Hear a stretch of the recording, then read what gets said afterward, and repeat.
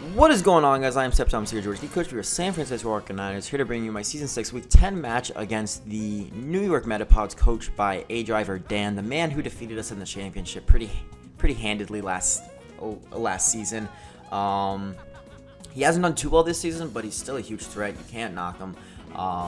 He's still a great battler. He still knows what he's doing. So, have to come prepared this week, and I feel like we did. So, if you guys want to see how I decided to prepare for this week, I will have the link to my team builder in the description below, as well as a link to Dan's channel in the description below, so go check him out if you haven't already. So he decided to bring the Mega Altaria, the Gourgeist, the Metacham, the Victini, the Rotom, and the Galvantula. Pretty much everything I expected him to bring, except for the Gourgeist. I did expect the Ferrothorn there instead. Either that or the Flygon or the Blastoise. I don't know. That's the team he decided to bring, and looking at it, I know immediately what he's going to try to do.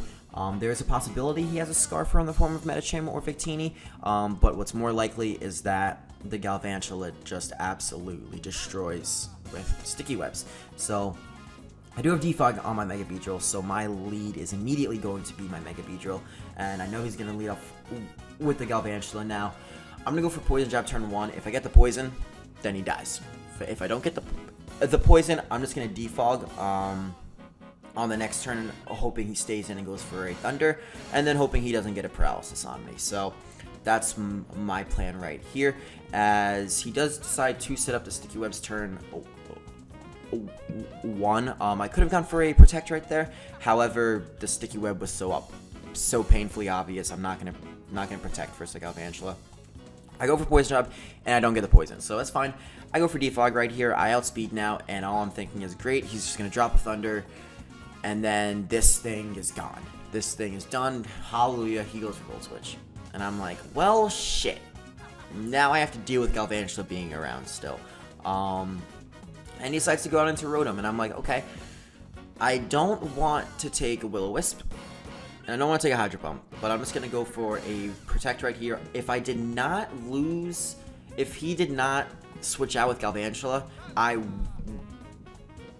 would have been fine with going for a Poison Jab right there just to get off damage on the Rotom. But what ends up happening is he keeps the Galvantula, so I have to U-turn out right there. I do about half to him, a bit under half, which is going to come into play. The rolls and everything, and me not having me not having rocks on this team actually really hinders me. But he's going to go into Aragog here, and I do have the Pursuit, and I do have the Facade, but I don't want to reveal any of them, so I'm just going to go for a Fire Punch right here. It's going to do a lot of damage to this thing, aka 1 damage to take him out, as he goes for his Sticky Whip again. This I'm okay with, actually, because I know that my Beedrill is actually going to be able to outspeed a defensive Rotom Wash with max speed, and judging by the U-turn damage, he is max speed. So, I mean max speed, he is max defensive. So right here, I am just going to hard switch out. I don't think he's going to go for a Hydro Pump. That'd be really weird on aDrive's part. I think he's going to try to burn me right here. It's exactly what he does. He goes for the burn. And right here, I'm like, you know what? I am going to click the Defog, because the Defog does magical things. I don't know if a Volt Switch will take me out. It is possible. As I'm getting a phone call, actually, I'm just gonna move this over here. Sorry, it's my bad. I go for Defog as he goes for Hydro Pump. He does decide to connect the Hydro Pump, which is going to take us out. If he didn't connect the Hydro Pump, just would have Poison Jab on the turn after, which would have been nice, but not what happens, and I go into my Snorlax right here. The reason why is I have the Facade, and from this range, I actually have a chance to KO him with the Facade. So, gonna go for it, see what happens, bring him down, and he lives. I'm like, okay, that is fine, that is fine, that is fine. Even if he Pain Splits, we still have a chance to kill him with, we don't have a chance to kill him this time if he has the Pain Split. We had a chance to kill him before, and you guys will see with this damage, now we get the high roll, which would have killed him before, and brings him down insanely low. And right here, I really wanted to click Pursuit, and I didn't click Pursuit, and I'm mad I didn't click Pursuit, mainly because if he had gone for a Pain Split again, then the Pursuit would not have killed, and then I probably would have lost my Snorlax for no reason. In the end, I end up losing my Snorlax for no reason because I click Facade and he goes into this thing. So, hindsight, should have gone for the pursuit right there. I was thinking about it. I was like hovering over the move, and I'm like, you know what? I'm gonna play it safe and click Facade. And I don't play safe. What the fuck are people playing safe for? It's no fun. He's gonna take me out with C-Bomb here, so I lose my Snorlax for no reason, which is always dandy. But what that means is that he has a Death Fodder, and that Death Fodder is gonna come into play right here. I'm gonna go into my Infernape, and if he didn't have that Rotom, I would be able to Flare Blitz and hit anything on his team for damage and probably pick up the kill. So that pursuit play right there, really biting me in the butt right now, but it's okay. Because my Infernape actually destroys his entire team, except if he has a Scarfed Pokemon. And then he goes into Mega Altaria. And right here, I'm actually going to pause the video because this is a very important turn of the match. And depending on the role, and depending on the hacks, or whatever you guys want to call it, it is going to most likely determine the game. And the reason I say that is because my Infernape here has the Gunk Shot. It's super effective. And with Jolly, Max Attack, and the Life Orb, I have a 65% chance to OHKO this thing. Because I know he's max speed to outspeed the Mega Beedrill. I know he has to do that. He's max speed, max attack with Jolly. I'm positive of that. I have a 65% chance to OHKO the Mega Altaria. And then if I don't get the 65% chance, I have a 30% chance to poison him and a 6% chance to crit him.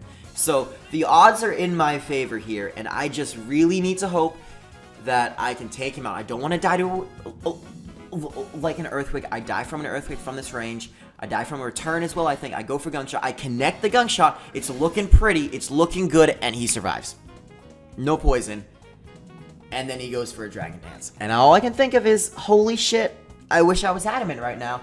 But I couldn't have been Adamant, or else the Galvantula would outspeed and kill me. So, I decide right here that I need to stay in. My Spiritomb is necessary. My Manaphy is, my Mamoswine is, everything is necessary for his team. But the most important thing is I need my Mamoswine to kill this thing because I have Ice Shard. I need Mamoswine to kill this Pokemon. So I couldn't sack it off. I was planning on sacking it off right there, but then I was like, I don't have anything else to kill it with. So I have to go for an Ice Shard right there. And then right here happens. And this is, by the way he brings it in, a banded Victini. And I'm hoping, you know what, I'm praying you're not choice banded, but I think you are, because you kill my physically defensive Spiritomb if you are banded, but I'm praying you're not, and we're going to see. Turns out he is banded, which really didn't matter in the end because I don't have Sucker Punch anyway. I have the Pursuit and the Pain Split and the Will-O-Wisp, so I'm actually pause the video right here after this because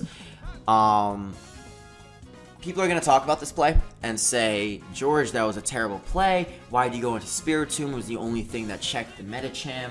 It probably could have outstalled the, whatchamacallit, the Gourgeist. And if you had the Sucker Punch, it could definitely take out the Victini. Well, guys, I decided not to have the Sucker Punch on this set in case he was a substitute Victini. Decided for the Pain Split and the Will-O-Wisp instead, and the Icy Wind. Icy Wind did jack shit, as we saw. I didn't even have to use it like at all, and so I couldn't run the Sucker Punch over that. And then just in general, should I have sacked it off? No. Was I hoping he was not banded? Yes, but he is banded, and this thing goes down. Now we have a problem on our hands because I have my Manaphy and my Mamoswine left, and Manaphy can sweep. Manaphy gets up a Tail Glow and he sweeps. And we'll see what happens here. He goes for a V-Create against the Spiritomb and he kills me. That's great. I go into Manaphy. And all I can think of is I have to Tail Glow here. And Ice Beam is not going to kill the Gourgeist from no special, from no boost. And I can take a V-Create for sure. I know I'll take like 60% or 70% from the V-Create. I have leftovers. Can get a lot of health back. Chris me. And that's going to be the game. I have no chance to win at this point anymore. So, Dan, it was a great game. there's nothing I can do about that at the end. I played at the end the way I thought I had to win, and right here, I'm just gonna make a little play because I know he's gonna switch out to preserve the differential.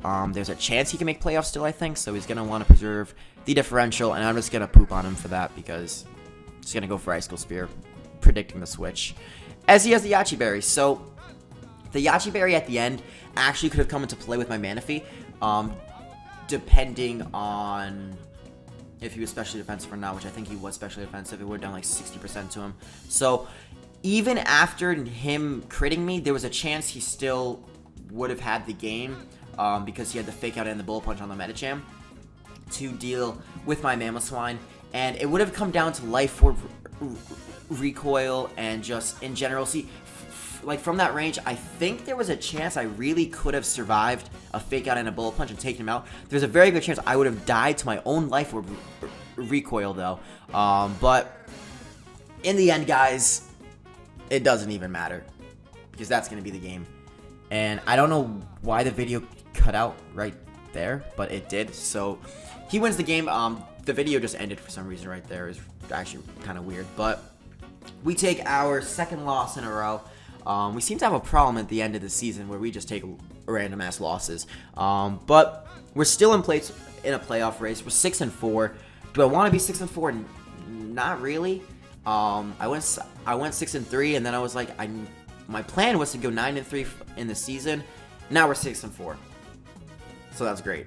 Our next 2 weeks we play Pokemon, the coach of the New Orleans Pelipers, and Mono Tui, the coach of the Tampa Bay Luxrays. Both of which are very good battlers, both of which could possibly take a win from us. Really hoping not to go 6-6. That would be so sad after having such a good start of the season, going 5-1 to 6-6. That would just be terrible. That's 1-5. Oh my God, George, you need to step up. I will step up for the next weeks, guys. I promise you of that. But anyways, guys, that is going to be the end of the video. So if you did enjoy, I'd really appreciate if you did comment, like, rate, or subscribe. I'm SceptileMC or George, and I'm sorry, guys. Peace out.